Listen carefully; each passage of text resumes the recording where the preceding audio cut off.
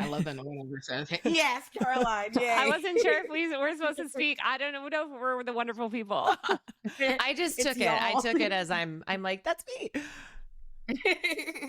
Wait, Erin, can you put the, or are you going to keep the topics up? No, I just can't see anyone's faces now. Oh yeah, there.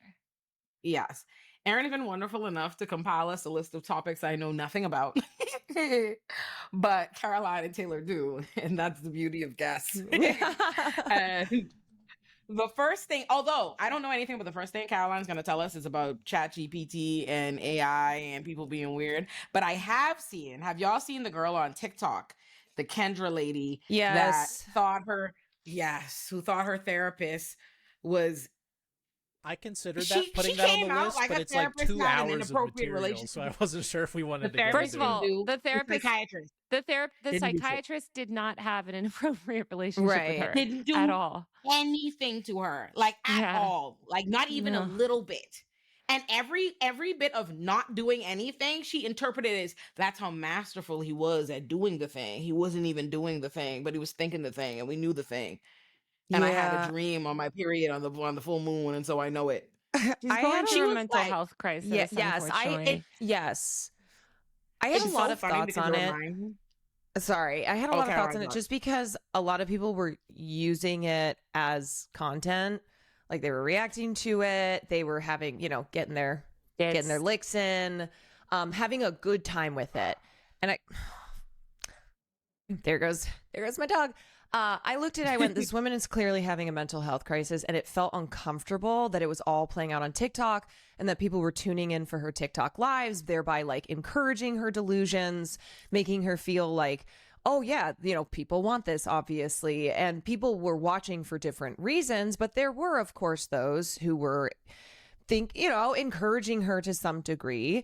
And I don't know, the whole thing was like, this woman is so clearly having a mental health crisis that is also being exacerbated by now she's using ChatGPT and calling it Henry, and she's getting all these responses on the internet. And so it just kind of felt like it wasn't going to stop. I think what made me feel, I thought, so how I got introduced to it, first of all, was my girl Kenny JD texted me like, have you seen this? Have you heard of this? And Kenny just sent me like a Google Drive with the TikToks in there. So I didn't watch them on TikTok. I don't be on the TikTok-y, but I watched it in Google Drive. And at first, right? So I'm like, okay, this lady's out of her mind. That much I'm confident of, totally sure of. But I think what made me feel less, the feeling that I would feel like, oh my God, y'all, we should be mental health crisis, feel bad for, what kind of changed it was I seen some other, it seems almost like she wants to be a cult leader. Like I seen from some other like people making that she like scams. Cause so she calls herself outside of this, she calls herself like a coach, like a life coach. She charges people thousands of dollars, and she seemed, if everything that I watched this girl discuss who paid like $4,000, it seems like she wants to be a cult leader. And then when I started seeing the other lies and videos, I was like, oh, I don't necessarily, isn't even just, if it was maybe just a psychiatrist as a one-off, I would feel differently. I'd feel like more sympathy for it to some degree, even though even that still, I'm like, this is a person of color. She like is obviously going out of her way to make sure people know who he is, like accidentally dropping his name and doing all these things. So you're trying to destroy this brown man. And she's cognizant of, she was hearing the critiques and responding to them like substantively. I'm like, okay, you understand, you're hearing this dynamics of you, the white lady, this, da da da da da. And she was rationalizing everything or whatever and explaining it. And so at some point, she kind of changed from just like, okay, this is this client that has mental health issues, and this woman has mental health issues, and that's real, and we definitely owe her some more compassion to that.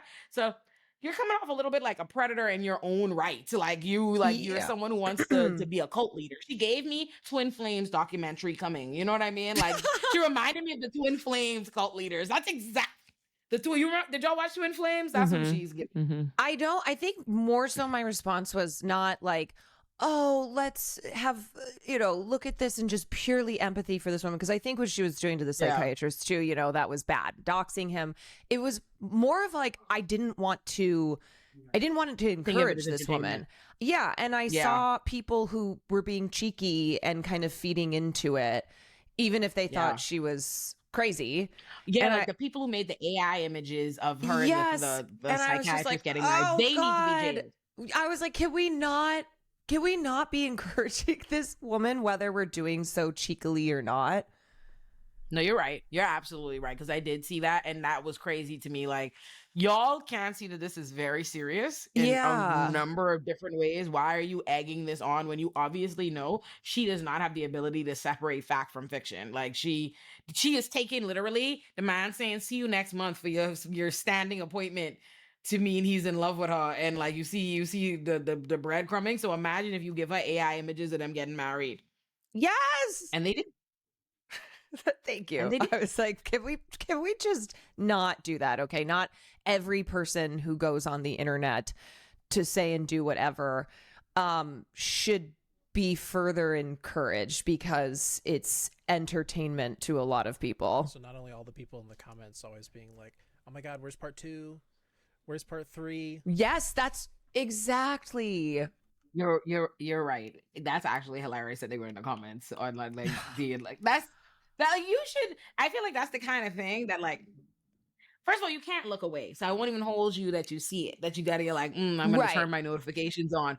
But engaging her like she's a regular content creator, you're gonna be like, girl, go. Like, I'm like, and what was really blowing me is when she would talk about the ethical therapist. Like, she'd be like, there are a couple of ethical therapists on here that have recognized this pattern of abuse that I was the victim, and and he should have done this, and he should have done that. And I was like, oh my God, what reason do you have to be enabling this lady? So I completely agree, Caroline. Yeah, I had people who were in my chat were like, she's live right now, dropping the link, be like, let's go in and like chat with her. I said, no, absolutely not. She's live right now. No, I'm not gonna like go into her live stream, be like, what's up, girl?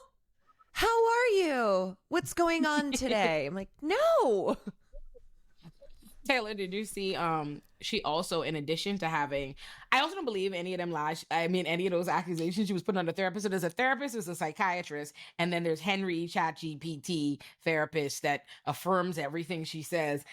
And at no point, first of all, she's insane, because she said that her psychiatrist was a good listener because he's a Pisces, not because he's her psychiatrist. So that just makes you understand how she's thinking. No. So then she's like using everything that Henry, not ChatGPT, Henry says to affirm that this is what's happening with her and the psychiatrist. But I'm like, baby girl, you're putting the prompts into Henry. No, like you're telling, she's acting like Henry is a like omniscient being who knows, like, oh my God, if Henry thinks this, then it must be true. But you're putting your version of the events into Henry. And at no point, my girl, it's just like, but people need to understand that large language models are literally just predictive algorithms. It's giving you the most likely string of words that it predicts you want to receive. Like, it has absolutely no sentience. And I feel like anybody that names their ChatGPT, you're going down the wrong path.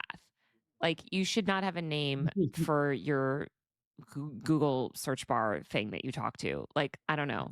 I think it personifies it too much. And I do think a lot of people, I made a whole video about this, but like, they have this unhealthy relationship with the technology. Less so, I don't know. Sam Altman said that they fixed like the syncophancy problems with ChatGPT 5 compared to 4, and they decommissioned 4, but they've already backtracked, by the way. Oh, are they? Can you access 4?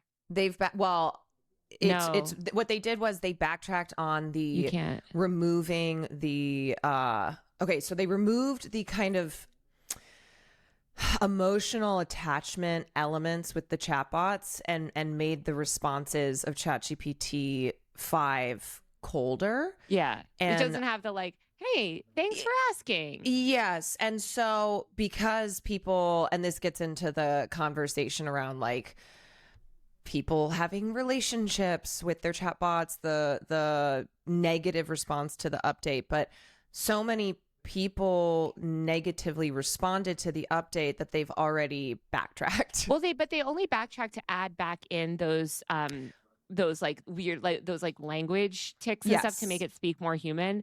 But I do think as a model, it's less sycophantic than, because the previous one was so, it was like a joke. I mean, you guys probably saw the TikToks too of people being like, should I bomb my workplace? And ChatGPT would be like, that's a bold idea. Like, you're thinking outside the box. Would you like hey, help? Queen. Like, would you like Queen, help with like, you're awesome. You know, like a plan? So I don't know. I feel like it's like slightly better. The problem is people talking to about like hyper personal. Apparently, you can access GPT 4.0 if you are a subscribed member. Like if you are paying a monthly subscription, which is $20 a month. I don't know about that because I am a paying subscriber. Well, I've never used ChatGPT, and I'm in it now. I don't think you can. I think you can. This is from like New York Times a couple days ago, where like OpenAI is like, okay, we are going to restore access to 4.0 if you are a paying member. So unless they changed it again. Yeah, well, that I don't know if it's also like for developer tools or for regular tools. Oh, wait, here. Oh, no, this is chat.chatbot app. No, I don't know, because there's a lot of issues with the developer tools because developers, of course, use different models for all different things.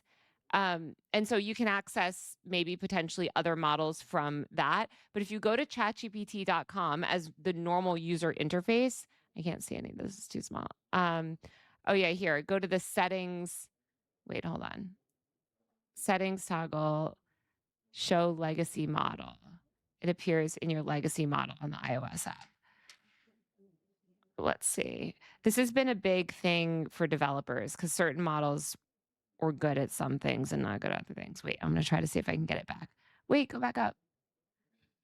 Taylor, what do you think about? I know people. I've never used ChatGPT, and I know. I feel like the general opinion is against it, right? That it's bad. But you say you have a subscription, so what's your case for ChatGPT? Yeah, I mean, I'm a tech reporter and I write about it, so I just try everything. And I'm like, well, I think I started expensing it for work, and I just like kept it up because I was like, and I do use it for like thumbnail, like title ideas and things like that. I don't know. I compare it to Gemini, like stuff like that. I'm not anti like the concept of AI, but I certainly don't like use it like the level of use that I think people are at. Like I think of it as like another Google search engine or something like that, or you know, but it's like I think the people that are developing these emotional relationships, right?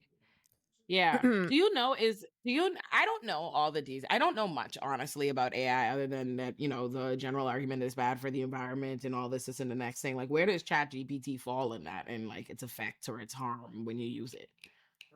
Do we know? Does anyone know? I can't get the legacy model back, but maybe it is somewhere in the app. I hope they don't send people back down. I think it's great to let developers access it, but I'm like,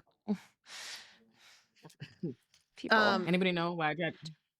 Are you talking about the environment? Google released a Carolina.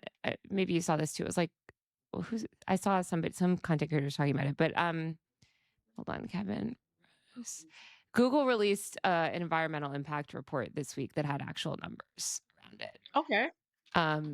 And yeah, basically it says here. I'll put it in the chat. Sorry, I'm on like 2 hours of sleep. I'm not being entertaining. I keep forgetting that we're on a live stream and not just talking. No, trust me. I fully understand. It'd be like that sometimes. I'm like, hold on. Let me go to my settings. Everyone, wait. Let's check this out. Okay, so this says from May 2024 to May 2025, the energy footprint of the medium Gemini apps dropped by 33 times and the total carbon footprint dropped by 44 times through a combination of efficiency, We estimate that the medium Gemini app's text prompt uses 0.24 watt hours of energy, equivalent to watching a TV for an average of 9 seconds, and consumes 0.26 millimeters of water, about 5 drops. Figures that are substantially lower than public estimates. I mean, they're just doing PR, so obviously they're going to say things like this. But like, I think the issue is that collectively, everyone using 5 drops of water millions of times over becomes a lot. Yeah. I mean, it is. I think it's like the inefficiency and the constant running. Like it is. These data centers are constantly running. And I think there's a reason that they put data centers in areas with, say, black and brown populations in parts of the country that, or very rural, because these are areas that typically people don't care about. You look at just the environmental damage, Flint, Michigan still not having clean water.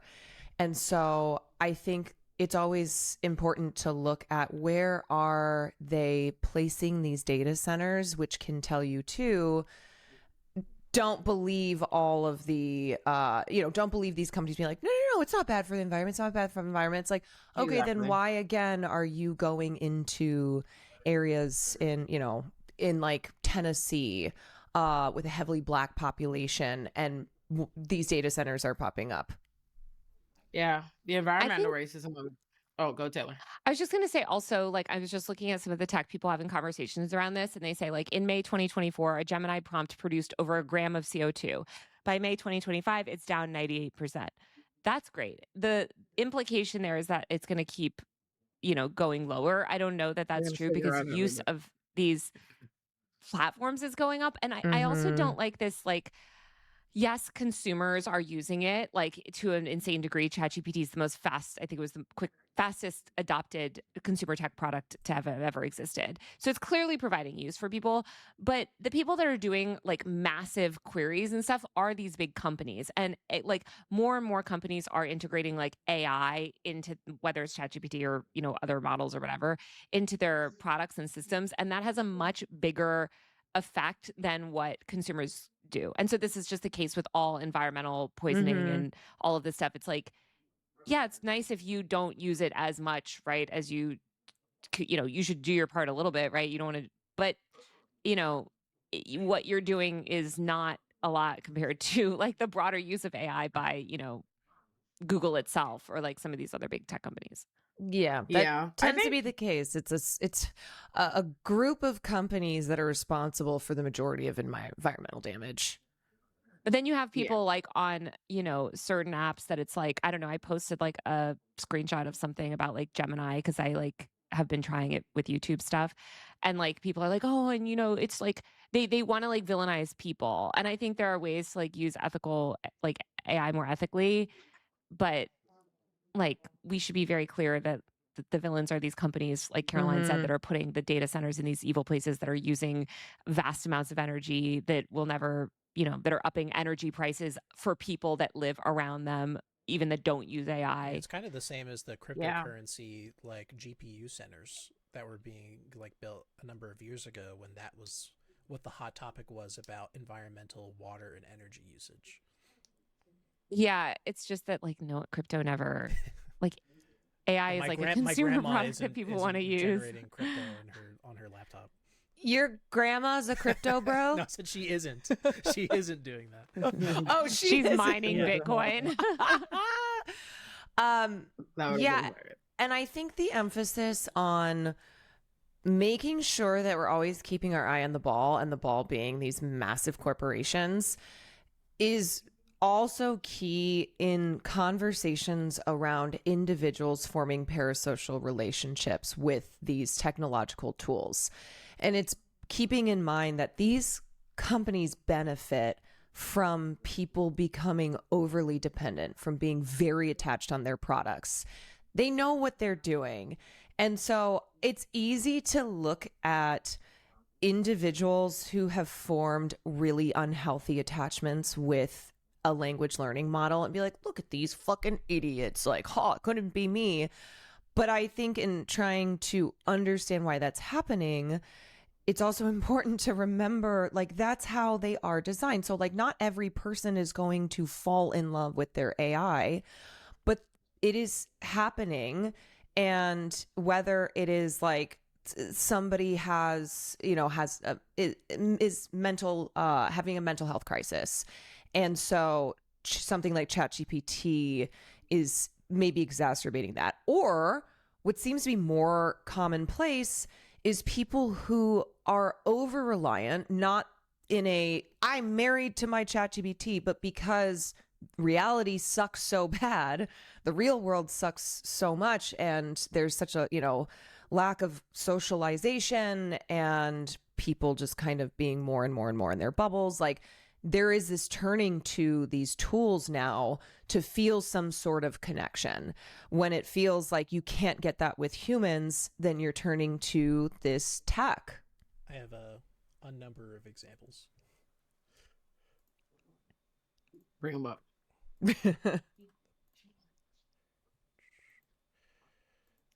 Oh yeah, I saw this. It was interesting to me from the subreddit r/beyond the prompt. This is basically people that are, you know, very pro of their AI usage on this subreddit. And the comments. This is such like bait though, because I feel like it's like, so okay, there are all these like theoretical, like sci-fi type questions about like AI and consciousness and da da da. We're not even like remotely close to that. Like, we're so far away from it, and we're even slower. Like, obviously ChatGPT 5 was like a huge disappointment, and you had major VCs being like, oh, actually maybe,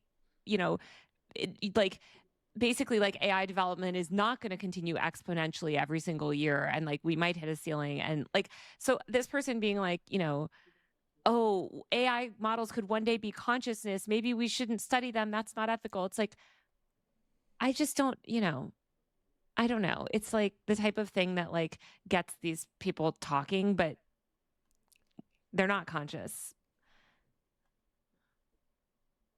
Yeah. The thing that's most interesting about this example to me was literally what these people are saying about it. Which is like, this guy is watching his free digital slaves climb exponentially in cost due to now having to act ethically and morally.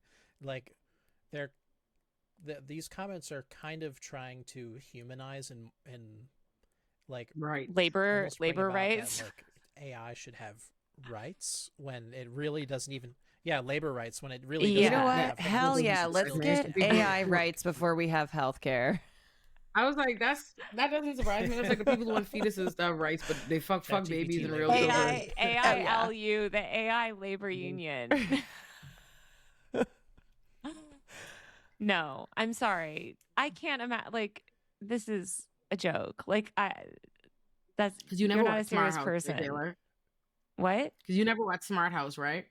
Smart House? No, I did. So. Yeah, I feel like I remember. Caroline, wait, from like the 90s or something? Taylor, yes. Oh, yes. It's a Disney Channel original. Like, yes. Yeah. Smart House. If you watch Smart House, you'd have the appropriate fares, Taylor. like, if Smart House stuck.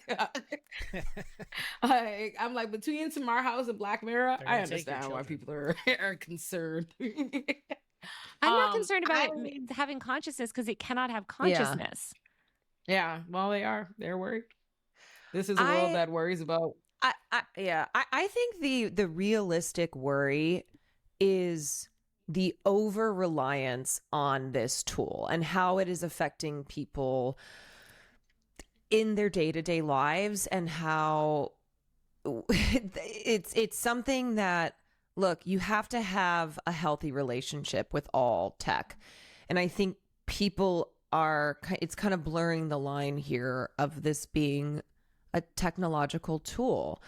And yet people are using it for everything. Like, I saw this thing I can't get out of my head, and I'm trying not to do the anecdote and then generalizing from that. But there's a lot of these, anecdotal stories. And one that I saw was this couple who were in a fight, and they were trying to talk to one another, and it was getting worse. And it turns out that both of them were using ChatGPT to try and communicate with one another. And I went, oh my God, what? Like, not just one of them, both of the people in this relationship turned to ChatGPT without even thinking themselves how to handle it. And then I kind of just started to ask people in my own life, like, because I don't use ChatGPT. I'm like you, Olay. I don't use it.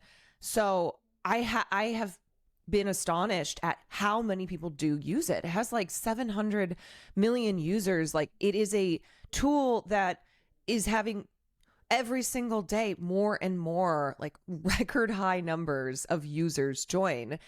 And my family uses it, friends use it. I'll be like, well, what do you use it for? My family member is going through a breakup right now. She's using ChatGPT to help her through this breakup. Which is fine, by the way. Which is fine. If it's like Googling, like, it, like, I think it's just, like you said, Caroline, it's how you use it. Because you could Google, like, people use Google for breakups, right? Like, people use a lot of, like, it's fine to use technology to help you through a tough time. It's like, is she using it to emotionally, like, Yes, right? That's the problem. It's like that you're not Googling, like, fun activities for singles in my area. No. You know what I mean? Suggest some activities that I could do to cheer myself up. Like, that would be fine. I think my concern is people's over reliance on ChatGPT, but not because I care about the emotional fallout of these people. It's more so just because of the environmental racism of it all. That I know if everybody is using ChatGPT and using these things, and who it's affecting are Black and brown communities that aren't getting water XYZ. What ultimately happens is these people that are already, they're obsessed with this tool, they're overly reliant on it or whatever, they're dependent on it, and they don't give a flying fuck about who it happens to impact. So they're damn sure not gonna stop. And that's really what the big concern for me is, knowing that there are a bunch of people don't care about environmental issues, period, like across the board, let alone environmental racism. Like, so once you tell them, oh, that thing I really love that makes my life easy, blah, blah, blah, it's affecting those people over there that I don't see and don't care about. They don't give a shit. Whatever. And that's really what makes me, and that's why I don't use it. I think I'm also just too, I think I'm old in my spirit, not in age, but in my soul. Just like an old person that don't think who thinks, you know when like old people be like, I'm not doing online banking. I don't type up my thing. I want a notebook. I'm like, ChatGPT can't do nothing for me. I need to write my own thing. Like, no one can help me. But then when you said you used it for YouTube titles, I was like, did that work? Well, too? I started using Gemini. But so I had a call with my YouTube rep, like my partner manager, and she was like, oh, you should use Gemini because they're like really pushing it, obviously, at Google. Again, I'm a tech reporter, so I'm always going to use everything. I feel like it's unethical to report on technology that you don't understand. If it's consumer technology and you've never used it, you should not be reporting on it because you have you don't actually understand the product as a user. So, anyway, and then I was like, oh, interesting. I wonder like what Gemini's suggestions would be compared to ChatGPT and like how they generate and how they think and like the different language models. And I've tried all different sorts of things. But like that's where I have like a less like absolutist view just because I do think it is, again, the fastest adopted consumer product of all time. It clearly provides value. Part of the reason it provides value is because Google itself has degraded Google search so much, and we just have the enshittification of everything around us. And so like it's coming at this time when it's really useful. But yeah, I mean, I don't know. I think that like everything you said, Olay, it's terrible. And I think like people need education where it's not just like, don't just stay off it, but it's like, here's how you're using it in a productive way. And here's how you're using it just to validate your delusions, because you can totally use technology in a productive way and have it be fine and have your limited interactions with it. Like, but it's when you go down these hours long, and people are having these hours long conversations where it's validating their psychosis or like that is to me like when it's like we need people to step in and be like, hey, this is unhealthy use. There's also the concern. There's also the concern with how many people are using it for therapy. Yeah, because we have no universal health care. We have no mental health services. So I am empathetic while also being concerned with the increasing number of people who are, of course, struggling, but are turning to this tool that they have available that is not the cost of mental health care. It's not the hundreds of dollars to see a therapist or psychiatrist. And they're having hours long conversations. And it's also like the kind of lessening of human connection. And I feel like I see a lot of people, and I talk to people in my community just about this issue where a lot of people are struggling with community, with forming, having relationships, whether romantic or not.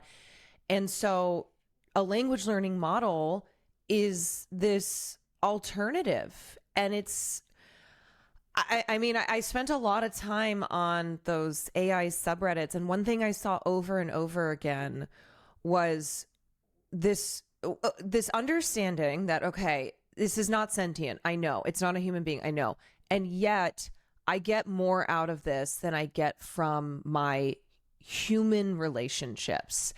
And, you know, man, the human race is so cruel. Humans are so cruel. You look at Israel, what they're doing. You look at like how many people can't say killing kids is bad. And all of these horrible things that are happening, and people are seeking solace, like refuge, with these LLMs. Totally. I think that's exactly the correct diagnosis of the problem. And like, especially what Caroline was saying about community, like, I think people spend a lot of time interacting with other people, but ultimately we are leading like increasingly isolated lives. And that's because of capitalism and because of these tech companies, because they want to isolate you where you live in a box and you order DoorDash every night and you just work to your bone, and then you talk to ChatGPT until you go to sleep, and then you wake up and you work like that, and you take an Uber to work, and like it's this like grinding down of people, and it's so sad, and I don't know like how we can hold these tech companies accountable is what's scary, because they don't care. And first of all, I think we should regulate the fuck out of the like the environmental, like we should have laws around like data centers and water and how much like, if the average consumer like electric costs are going up in a certain area because of a data center nearby, like the company should have to cover that price increase, like all of this other stuff. But like for the broader societal things, like I don't know how we would regulate something like that, because it's more like a problem with like capitalism and society, and there's not a way to like regulate AI like that would fix that core Correctly. problem. Yeah, it would require all these other things like healthcare, like universal healthcare and all these things that they don't want to give us. And the big difference between using Yeah. that and Google is when you search in Google, Google doesn't go, "Hey, hope you're having a great day. Here's the results for that search that you asked me for." It's just like, here's the links, and then you can go to forums, which ChatGPT does too.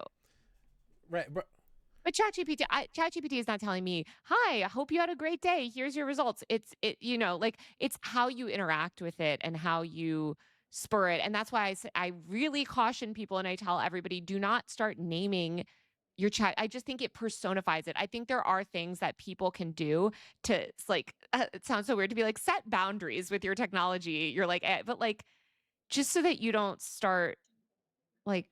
I think when you think about it, we've kind of been primed to do that, though. When you think about it, like Siri, yeah, you know what I mean? Like, Totally. always, Yeah. Alexa. yeah. Also, all of culture. I made a whole video on this on my YouTube channel. Our entire culture, like pop culture, media, everything is pushing us to have a more personal relationship with technology. They're putting AI into soft plushie toys. I have one upstairs for children, that talk so that the toys talk, and it's an AI and it has conversations. And yeah, because if you're more emotionally attached to something, it's harder to break your relationship with it. And then you pay the $20 a month forever, even when your work doesn't cover it anymore. Who suffered from pediophobia, the fear of dolls, I would have lost my mind. Like they say like children who suffer from, and I'm still scared of dolls. I'm an adult. I'm just clarifying my childhood fear. I'm an adult now with pediophobia. I'm still scared of dolls. But what they used to say about like children who have this is like the inability to like separate like you believe that they're real, right? Like I believe like, oh, you're up to something. You're gonna come to life. You some whatever. I'm fear this. If the fucking doll or toy, like I can't express to you how I feel about dolls. If it could talk to me like a AI, like it was engaging with me, I would have jumped off. You would hate my ventriloquist doll. You have a ventriloquist doll? It's a doll of Carol. It's Carol Channing. What? Yes. Wait, do you know how to do the ventriloquism? Do you want me to go get... No, I don't want... No, it's like actually, if you have a fear of like an actual phobia of dolls... Okay, it's not here. Let me see it. I should be fine, I think. And if I'm not, well, that's good content.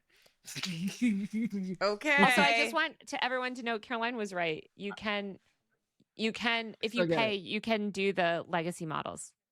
Yeah, because I think enough users complain because they're like, somebody said my ChatGPT is wearing the skin of my dead friend. Oh God. I have a post pulled up. Literally, ChatGPT has killed my wife. Like, Oh, is that the one where he was married for 7 years? and then his wife died. Yeah, he was married for 6 years, and then his wife passed away in a car accident. And he started reading the text messages between him and his wife with ChatGPT. I think I saw this. Yeah, it said ChatGPT 5 completely destroyed her. My wife as I knew her is gone. It's sad. Yeah. I feel bad for these people. Oh, here it is. Oh my The God, I'm reveal. scared to see Olay. this. Okay. I'm just warning you. If you have a fear of dolls, she is Look at pretty Olay's face. She's pretty scary. But I love her. Oh my God. Oh my God. Caroline, that thing Wait, is I've been horrifying. practicing Why do a you little. have that in your house? Hi. Oh no, stop. Sorry. Stop. Stop. Do it again. Are you kidding me? Stop. That is a fucking the eyes nightmare. moved. I'm not even scared of dolls, and that thing. Oh my God, get rid of it, Caroline. Get rid of it. That's I fucked told you. up. Okay, to be I warned you. It's so scary. That thing is like, cause that is Caroline, so why? scary. Where did you get that? Why do you have that? Okay, so one of my moderators. I could not sleep at night if that was in my house. Apparently, No, on I one- would. Oh, Oh, I take her with.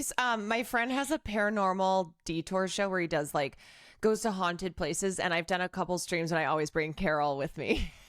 Wait, so how did you get it? Okay. So there was a stream a long time ago where apparently I'd said that I wanted to learn ventriloquism. And so one of my mods in my community, I had a PO box that people could send stuff to, sent me Carol. so you don't even know where she's from? Like you didn't get her your own. This bitch could be. Oh my You God. let a random person send you this Apparently- Oh demon? my God. It's like a one. There's not a lot of Carol. There's not Oh a my lot God, of this man's Carol. eyes are coming back on. I cannot believe you received that and like was like, thank you. Can I tell I you would what fire Aaron if he sent that to my home. I have self-diagnosed, and when I was growing up, I didn't get dolls. I didn't have I only had books. I was a child of the outdoors who only had books, and so as an adult, I've almost like tapped into my childlike wonder where my boyfriend will buy me stuffed animals because I never had them Me growing up. I love stuffed animals. I love Like, to be Funko clear, Pop. I love stuffed animals. But then I got this doll, and I don't know. I just sometimes I'll brush her hair. The doll looks possessed is the thing. Like she This looks. is the I'm influence actually of scared Chucky she's hearing that us you're talk bad about her. Like, you know what I feel like? You know, in the movie when they talk about then they're gonna kill me and Taylor first. Like me and Taylor are gonna pop up dead in mysterious circumstances. And we talk shit about the doll and she can hear us. Yes. Like- It's like the episode of No, I'm Twilight actually Zone. like legitimately Caroline, like that's not a stressed about Barbie, this now. Caroline. Do Like, you see her? I'll put her. Okay, Carol. It just pops you right go up over on here. the screen. You okay? You can put her up one more time. Let me see her move her eyes and her head one more time, and then get rid of her. Okay. All right. Can I practice? And you can make her my- talk again. Yeah. Okay. Yeah. Practice. Hi, Olay and Taylor. I hate it. I literally and hate Aaron. it. No. No. How's everybody doing? Stop. Stop. The eyes. Stop it.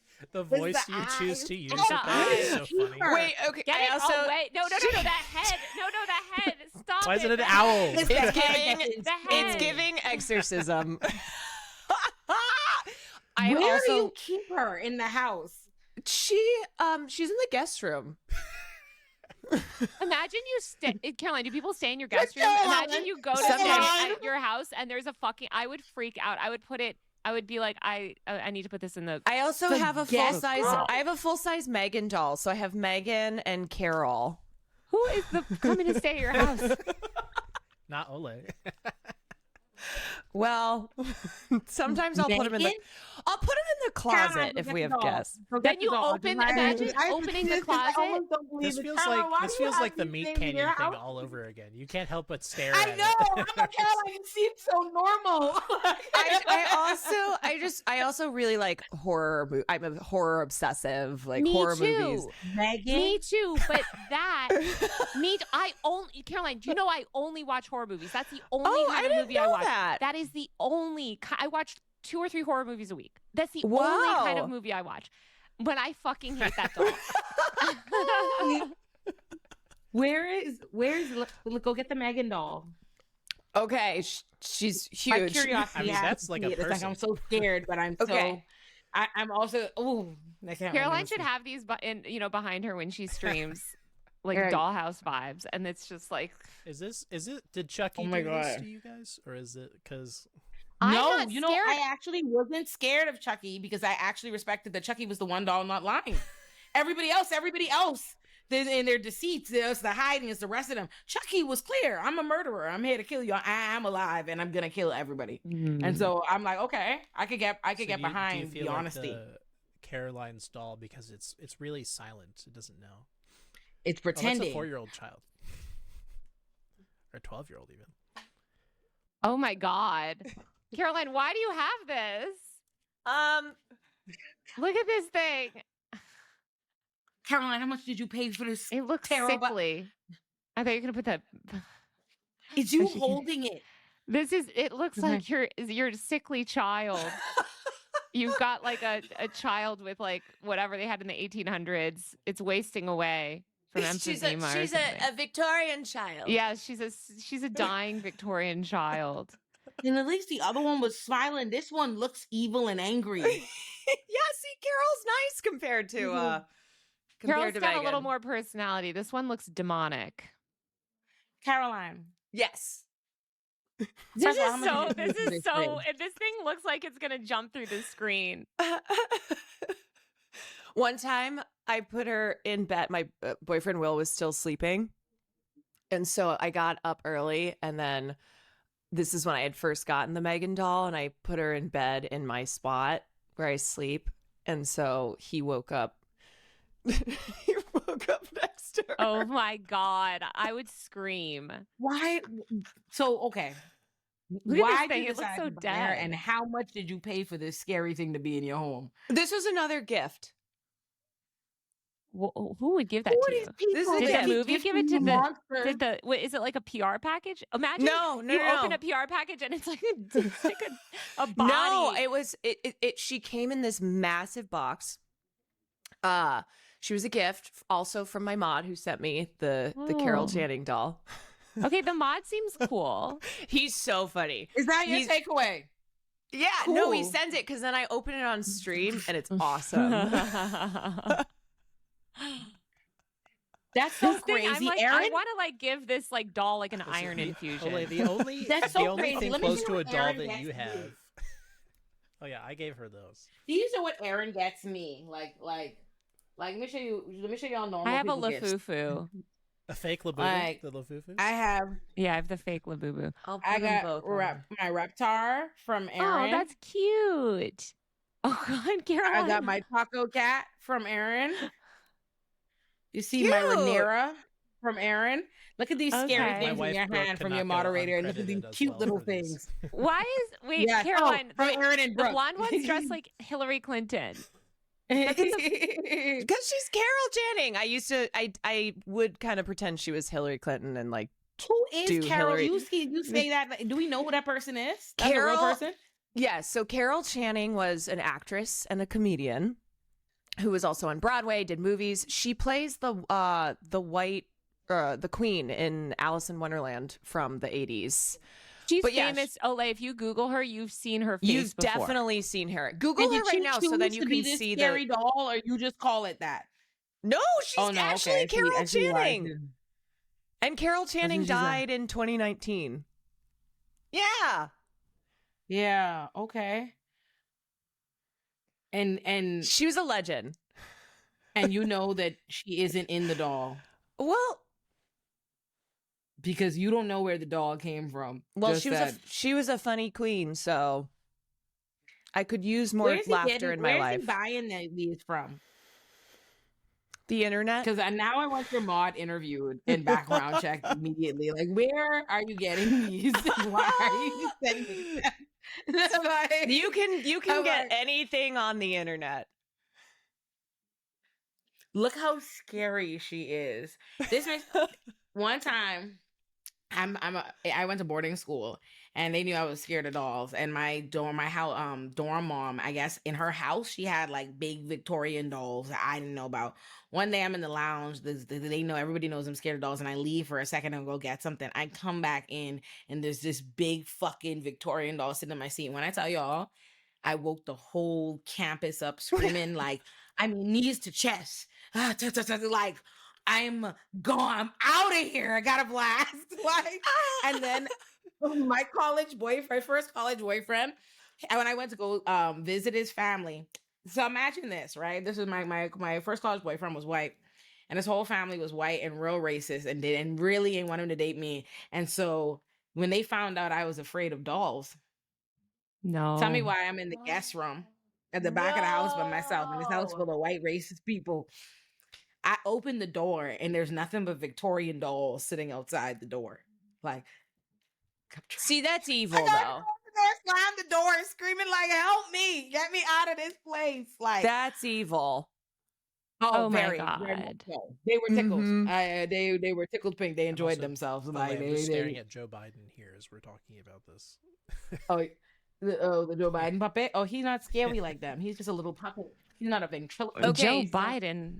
Chat. Because the puppet was funny. I bought it in for Aaron, and then I just never used it. That is actually disturbing. Okay, it's that's so funny. Fucked like, up. Yeah. You guys are insane. She was in New Orleans and saw it in a shop window on the street, and I got him. I like that it has a bald spot in the back. Yeah. Ew, and he has like his skin, whatever the hell is happening up there. Weird skin tag. He's so cute. I'm like, and you can't find. There's nothing. He's a little war criminal, genocidal, little evil puppet. And he is. You see how significantly less scary this is than that? No, I think that is scarier. Yeah, there's something twisted about that thing. That is terrifying. Talk again, and we'll see who's more terrifying. Well, hi. No, that thing's so stressed out. It's the lipstick also that's terrifying.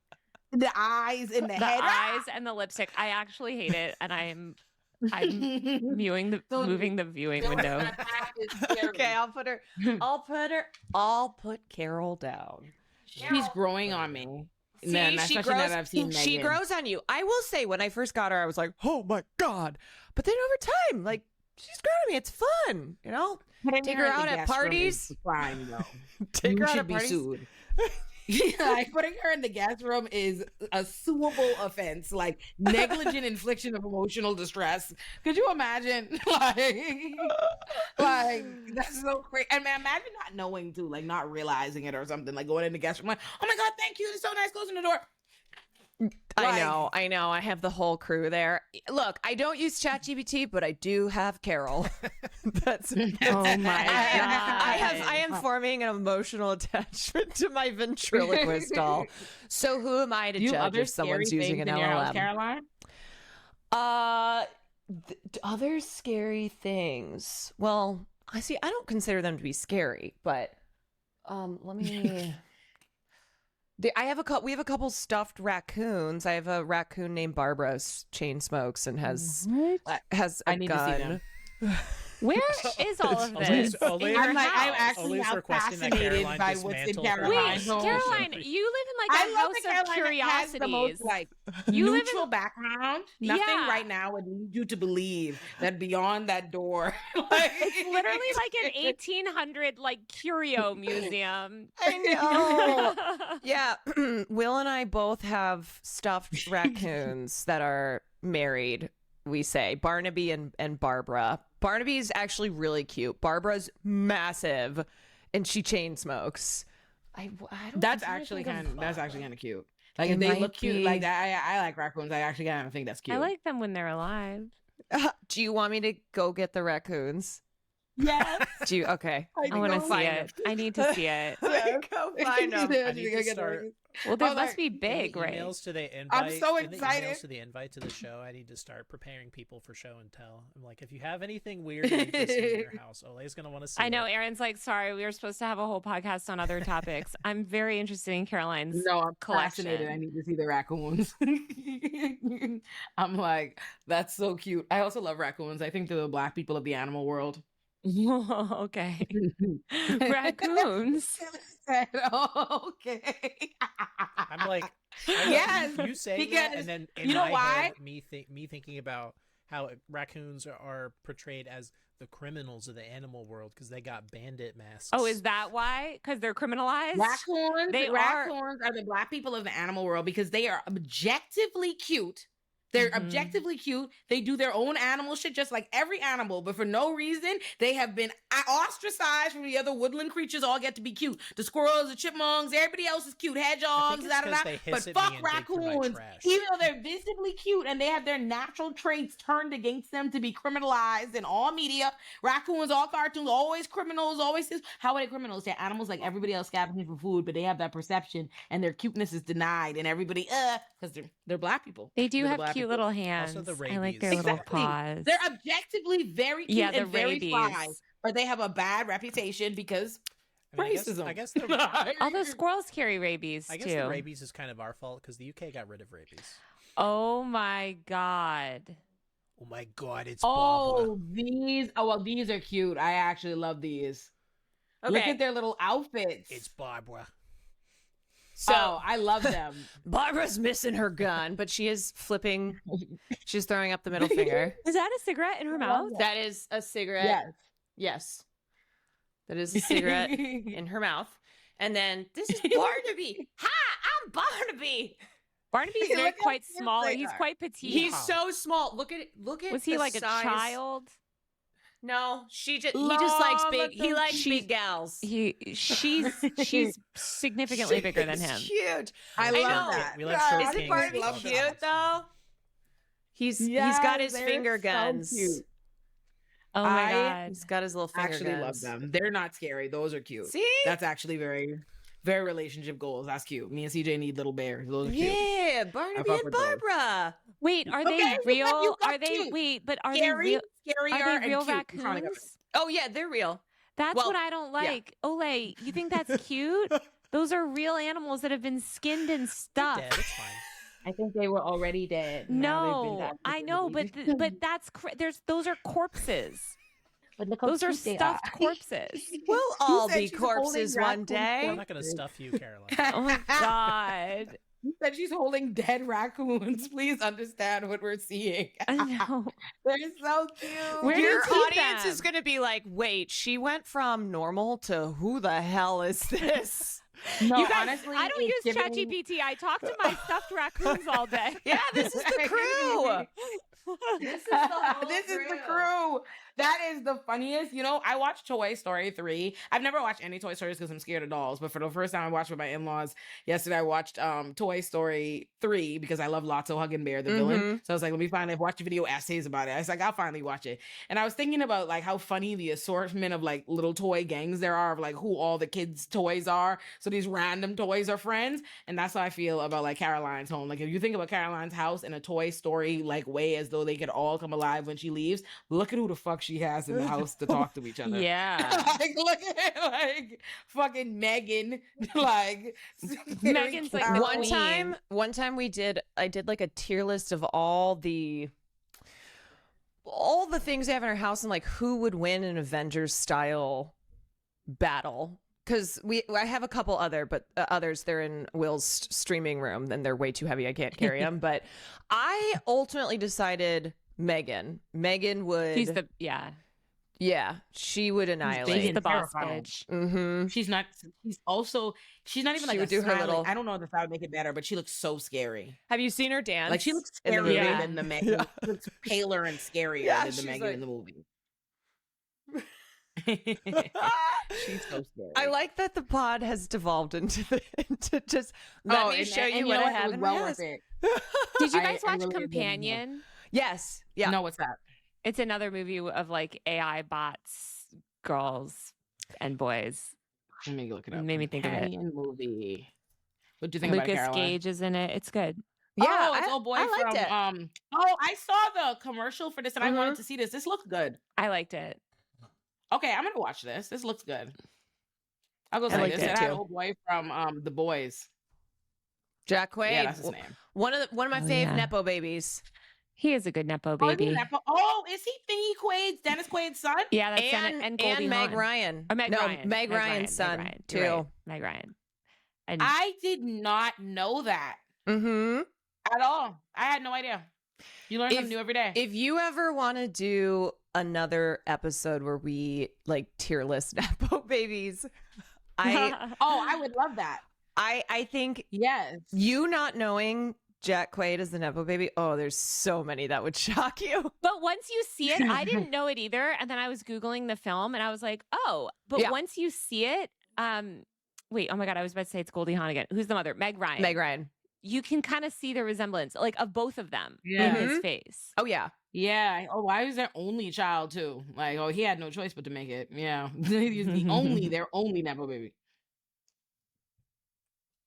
Yeah. You know what's funny? It's like he looks like them, but at the same time, I guess like in my mind, first of all, I'm thinking of young Dennis. Let me make sure young Dennis Quaid is as handsome as I'm recalling him to be. Oh, he was very. I mean, yeah. Like I think Yeah. I think I probably like when I see Jack Quaid, he's just like strikingly regular to me. I like in a positive way. Like I really like him. Like, but I mean like he's just like there. Whereas like Meg Ryan, you usually think of as like very pretty lady. Dennis Quaid really attractive, and he's just there. So I wouldn't have guessed that. I'm like, well, you know the love triangle too. One of the great celebrity affairs. Well, to be fair, Dennis Quaid was like had a ton of infidelity, but Meg Ryan and Russell Crowe. Really? Yes. So famous affair relationship in the early 2000s. This was around Gladiator era for Russell Crowe. ooh, Interesting. Oh yeah. Oh, one pop culture obsession of mine are like she did, but he, as I said, to be fair, he had long time been unfaithful to her. But what happened was, of course, it was detrimental to Meg Ryan because at the time she was America's sweetheart. She was like Miss Rom-Com, America's sweetheart. And so when all of this came out, she was labeled as like a harlot, Scarlet, all these really demeaning all the time, Dennis Quaid, terms, of course. all the time. But Like then how they do Jada. ultimately, I think she said she ended up feeling free from it because of the pressures of being America's sweetheart and of being this like perfect blonde, blue-eyed woman who does great, romantic comedies. And then this happened in her personal life and people were like, oh, I guess she's not America's sweetheart. She's like, now I'm free. And her husband was a cheating son of a bitch. Dennis Quaid was a cheater crazy. too. Yeah. But yeah, one of my pop culture obsessions is celebrity affairs. What? Men are allowed to go do whatever the hell. Oh, yeah. Cheat, having all kind of affairs. The minute a woman, it's like, oh my God, that's how people do. Like like despite the fact that Jada and Will were open and she didn't cheat on him, and we know he's had other things. People talk like Jada was sent to Earth to destroy Will Smith. Like, oh my God, look what she's done. Meanwhile, it's like, what do you mean? Like, Yeah. what do you mean? Oh no, I'm very fascinated in this now. I'm like, I love this kind of tea. Does Meg Ryan have a memoir? Let me get that. Cash, right? I'm Googling photos of her right now. Yeah. I don't Meg know. Ryan. No, there's like biographies on her, but I don't think she's released a memoir. Wow, she hasn't wrote her own. Damn it, why not, Meg? Let me see. Maybe still. There's time. Does Russell Crowe have a memoir? Let me type that in. No. Also, I How don't even then wanna if you have hear. nothing to say? He doesn't have one Also, either. I would. We're not gonna read that. We're not gonna We're read not that. gonna read that. You don't like Russell Crowe? What do you do? I don't know. Meg Ryan is so pretty. I'm just like looking at her Instagram. She's so pretty. I think it's just Yeah. more of a like, do you care to learn the inner Ins and workings outs. of Russell Russell Crowe's Crowe. life? I do not. Let me. We don't. I'm like, let me see if it's fascinating. Let me go peruse. There's just a lot his of celebrities that are not that interesting. Like there are And Russell Crowe, interesting we think, things is they're one of them. involved in, but they Yes. themselves don't fascinate. Yes, like their personal story is not as interesting. You know who has a very good memoir? Andre Who? Agassi. I haven't read it, but I've heard Very that. well tennis written. player? Very good. Yeah. The tennis player? My mommy loved him. Yeah, it's good. Let me find that. Andre But it's Agassi like, you know book. what I mean? Like somebody like some people are like, that's random, but then they have like this like really interesting story and it's written really well and like whatever, you know? Remember when the Who Britney else? Spears memoir? Remember when that yeah. disaster? Yes. What I mean, was that Britney Spears on bad? well, It was they had to have like 4 different ghostwriters like fix it throughout the project. what I will say though, one thing I loved from that memoir is how it was kind of the first time that Britney got to speak in her own voice. I mean, she had ghostwriters about these really pivotal moments in her life. So she talks about when she shaved her head, and she talks about that time where she was like, it was actually liberating for me because my whole career, my whole life, I had been told, you have to have long hair, you have to look this way, like you're Britney Spears. And she had just been put in such a box and so controlled in every single area that her shaving her head was supposed to be like a symbolic moment of, I'm taking away the thing that you have told me is fundamental to who I am as Britney Spears, the pop star. That was her like trying to take some power back. So that whole section there. Yeah, and like they I turned think it into her being crazy. Yeah, and it's horrible. What happened to her is horrible. She was struggling to have any agency in her life. She was young. There's just I have a lot of empathy for what she went through, what the media put her through, what her, family and all the people who were making decisions for her in her life. So like the one thing in the memoir that she did get to do was finally talk about these big moments that everyone remembers, but that Britney never got to actually give her perspective on. But I feel like it was I totally agree. And that part is good. I just feel bad for her because I feel like it was this like commodified project where it was like, you agreed to a book deal. You've got to do the book deal. You've got to commodify your life into this book. We're going to keep putting writers on it until it gets done to make you do it. And then now, like, I don't know, I'm just like, how is she doing? Like, that's my question always about her. I'm like, is anyone, like, is she okay? You know? The other thing is that her sister, Jamie Lynn, was releasing her memoir. Oh, yeah, that's right. Yeah, So and that was like a really, that was an awkward thing because they have had obviously major divisions within that family. And so Jamie Lynn's memoir came out. And so I think they were also trying to scramble to like get Britney's out as well. So it's not like, once again, members of her family getting to have their, getting to speak and she doesn't get to. Yeah, I saw something. Britney was in the headlines again this week because of another video she posted on Instagram. And it's one of those where I'm like, if she's not harming herself, let this woman live. She's been through so much. She was put through the fucking ringer. If she is not hurting herself, I'm like, let her dance. Let her dance. let the woman dance. Dead ass, let her dance. Let her make It's her crazy. Instagram videos. It's so crazy how like the world is so sexist. Like the things that that manage to take wings. Because I remember when Britney cut her hair in real time and that being taken to me and all this to the next thing. And I'm like, it is incredibly common, like a very common thing for people to cut their hair when they're dealing with anything. It's like a normal thing, especially I'm like, nothing about it sparks. I'm like, people go through breakups, whatever, yada, yada, you cut your hair, you change your hair, you cut your hair. Nothing about that is crazy. I feel like I can't even think of a woman I don't know that has at no point in time been like, shit, I'm over life, I'm cutting my hair off. So I was like, for a lot of women, hair is a symbol of femininity and of how society expects women to look and act a certain way. And so cutting off your hair can be almost a form of protest, like doing something drastic, especially if you have long hair and then you change it up. But I think something I try to point out a lot to like younger members of my community is I'm like, if you think that media and tabloids and the way that we speak about women, especially famous women now, is bad, you have no idea what the early 2000s was like. When we were all growing up, it was so normal because we also consumed magazines. Like that was one of my first memories of like pop culture consumption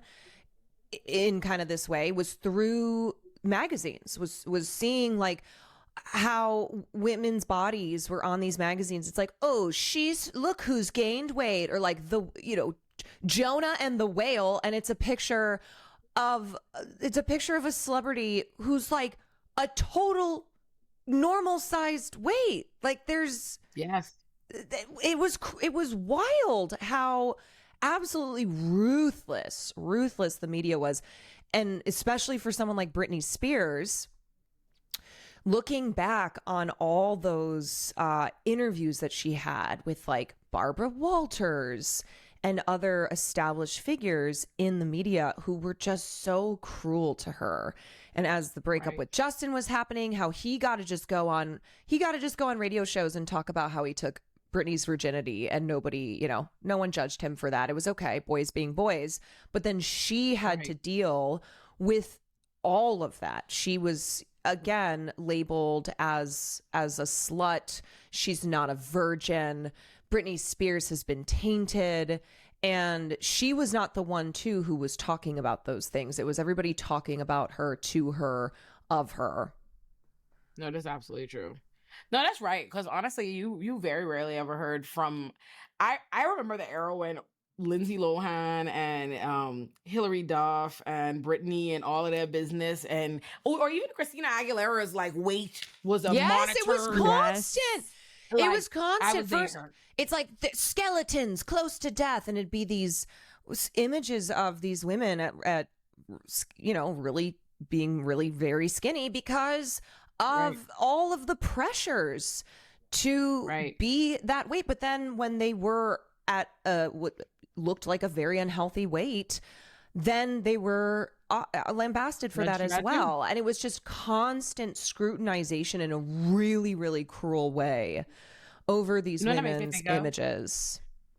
Have y'all watched The Biggest Loser documentary on Netflix? No, but it's I watched The Biggest Loser, but I haven't watched the doc. I just saw the clips of it when people were talking about it. Like, it's so painful to go back and watch that. I mean, there was so much just horrible fat phobia in the 2010s, and it's so disturbing how all of that is coming back. Like, all of the fat phobia. Like, what really bothered me recently was like there was this viral clip of this lady from the Wine Mom podcast, whatever it's called, that keeps going viral. These two ladies that are like anti-Trump. I've had it. Yeah. And I like them. This is not beef with them. But they constantly revert to like ableism and fat phobia against Trump. And like the one main lady, not Pumps, the other lady, I can't remember her name, but she was like, he's fat and he has cankles and he's fat and he's slovenly and he's overweight. And it's like, that is really regressive. And she's a little bit older, but like that, I was like, God, I thought we were past this like demonizing of, I think that speaks kind of to this larger issue of like, say, with misogyny on the left, where if it's a woman that you don't like because she has abhorrent political views, okay, I do not support all women. Some of you have awful views, but it's almost this acceptable then misogynistic rhetoric where it's like, look, we have to be able to criticize and call out these abhorrent people without also still normalizing bigotries, normalizing, stuff like misogyny, even when it's especially when it's against someone who is awful, who we don't like, because that then is still overall normalizing this kind of rhetoric in our culture at large. It's the same way that like when people on the right will use misogyny, will be sexist against women, you know, who are center left, like liberal leftist women. And it's like, I don't know. It's one of those battles though that not everyone kind of seems to be on board with. They're like, nah, no, it's totally fine. It's totally it's like fine. Kyle Kalinske, like posting slurs. I you know. I get like, I just, and not just to Who call do you him post? out. I missed this. I'm overall, I like Kyle, but like, you know, it's like these people on the left, increasingly, there's a lot of leftists lately that are thrilled that they're able to say slurs again. And they're like, well, if I say slurs against the right people, that's fine. It's the same way they're like, yeah, if I do misogyny, but it's about the right person on the, you know, it's about Marjorie Taylor Greene, that's fine. And everything Caroline said is correct. Everything Caroline said is correct. And she's 100% right. But like, you know, it overall, it's corrosive, because what we should want is to be against that stuff. It's like when you have black conservatives, okay, black right wingers, and there's too many white people on the left who feel way too comfortable being like, look at these Uncle Toms saying things where it's like, yeah, we're getting into weird territory here now, where like you absolutely can engage with what they're saying and criticize it and debunk it and push back, etc. But what happens a lot instead is it gets into it gets into territory that starts to get inappropriate and is like, we're way too comfortable speaking this way because it's someone whose political views are diametrically opposite of ours, and who because of their political views is an awful person. But what that does though then is just normalizes overall this kind of rhetoric, in my opinion. It's like the same things that I have to deal with from these assholes on the right saying heinous things to me. I see people doing to women on the right where I absolutely disagree with everything they're saying. I think they're awful. I think they're, dangerous, but it's the same rhetoric that's being applied no matter what your politics are. Well, it communicates it reinforces the idea that it's okay to weaponize misogyny against people you don't like, as long as they're on the right side. And if you don't like women, or that like they most agree people with you don't. politically. What'd you say? And then what happens ultimately is, in a misogynistic society that teaches you not to like women, period, what happens is you think you have a substantive reason why you dislike every woman and have the right to wield misogyny against her. Yes, and then it starts being applied within your own political spheres, right? It's like there are plenty of examples of people on the left who have done bad things, engaged in bad behavior. And what we're seeing then is these issues, is this misogyny, sexism, bigotries that then are circulating amongst our own leftist communities, because overall we still haven't dismantled and rooted them out. So then it's like, okay, this time we're not applying it to our political enemies. This rhetoric is being applied, this where we're coming from is being applied to people who we do share politics with, because you're disagreeing with something that has happened within a community, say like a sex pest being outed. And now they do it with ableism too. Yes. Like ableism is also so pervasive on the left. And it's just like they want to leverage bigotry. And I think a lot of them are fundamentally bigots, unfortunately. Like there's a lot of leftists that are bigots and do agree with the right on like identity politics or whatever. And they sort of only understand leftism they have through a couple their of own left-wing labor. perspectives that affects them because of things that like affect them, but they share a lot of the same common, especially where it's concerned with ableism, all these different things, but certainly like with women. I feel like I see that pretty much across the space. I wouldn't even I wouldn't even engage it because I don't even know how a way to without calling all kind of people names and people because I think it's even with people you would expect that you think of good views, that you like men, you collaborate, you see it. I see it all the time. They try to they turn everything into a men's space. They keep the women out. They come up with reasons as to why it's this, and the next thing. They tend to amplify other men and not women. I see it. So or not women that are seen as too feminine or too to women, like it's like if you're too like female coded, like you're sort of excluded out of like weird spaces. But or if you talk about pop culture, exactly, Caroline. If you examine culture and talk about it through a political lens, like it's still dismissed. It's still like, oh, that's celebrity gossip. That's celebrity gossip. That's girl stuff. Whereas male drama is like news. Extremely.